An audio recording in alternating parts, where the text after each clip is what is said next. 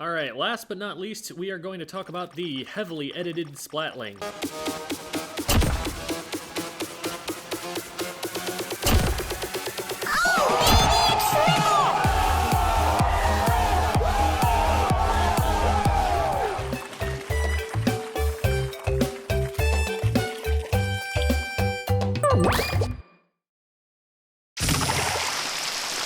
Splatlings are one of the most competitively viable classes in the game right now, with the majority of available kits being playable at top level. The heavy edit Splatling, or the Examiner in the Japanese translation, which is an incredibly cool name, may well add to that list, as it's going to get Tacticooler, a special that's been metagame defining on this patch. Now, that might change with the addition of the new weapons and the significant nerf Tacticooler received as one of the balance updates. It'll take a minute for us to find our footing and learn what's actually going to work once the game has been changed, but let's say we just airdropped Heavy Edit into the current state of the game. It's a Splatling that moves relatively quickly while firing, always a huge plus, takes 4 shots to splat, and has range similar to a Heavy Splatling, best I can tell by eyeballing it, which would make sense given the name. I've heard multiple ideas about what its unique gimmick might be. The caption on a video of gameplay footage of the weapon on the official Japanese Splatoon account says that the weapon fires at high speed with a full charge, according to Google Translate, or in rapid succession, according to DeepL. So that would seem to suggest the fire rate increases at full charge.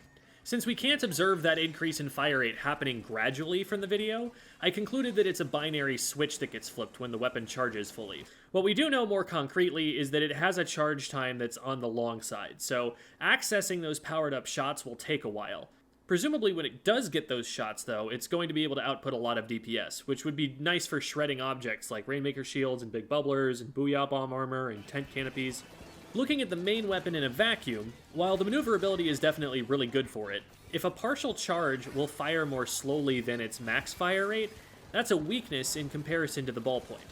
The ballpoint can quickly access short-range shots at a ridiculous fire rate of a shot every 3 frames to protect itself from being rushed or paint quickly.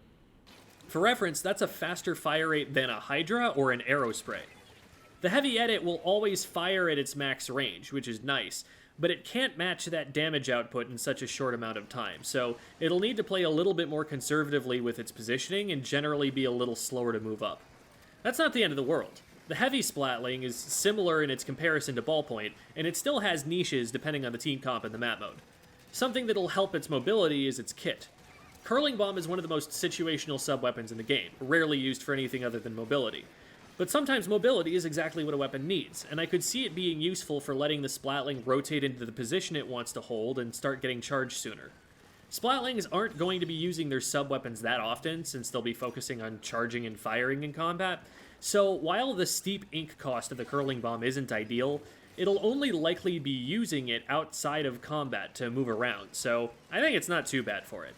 Tacticooler will also, of course, improve mobility, among many other things, once the buff is triggered, which should combine with the weapon's already solid movement speed while firing to make it pretty slippery, and good at kiting, considering the firepower it'll have. It remains to be seen how many points for special the weapon has and exactly how well it paints, though a high fire rate is generally a good sign regarding paint.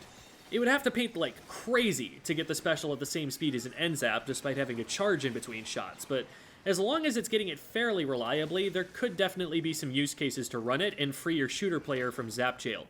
Here's your Trizuka back, son. Go have fun. Needless to say, if you're a Splatling player, you're definitely going to be trying this out for a bit and seeing how well it fits into your playstyle and your team. It's maybe the #1 new weapon we're getting that I think we'll be seeing in competitive play. I was a lot more certain about that, though, before we saw that the Tacticooler was going to be nerfed, so it's hard to say right now, and to what extent we'll be seeing it depends on a lot of variables besides that we just don't know yet. Patch is out September 1st, but that's typically the morning of September 1st in Japan, which, being roughly half a day ahead of North America in terms of time zones, means it'll actually drop the evening of the 31st in North America if precedent holds.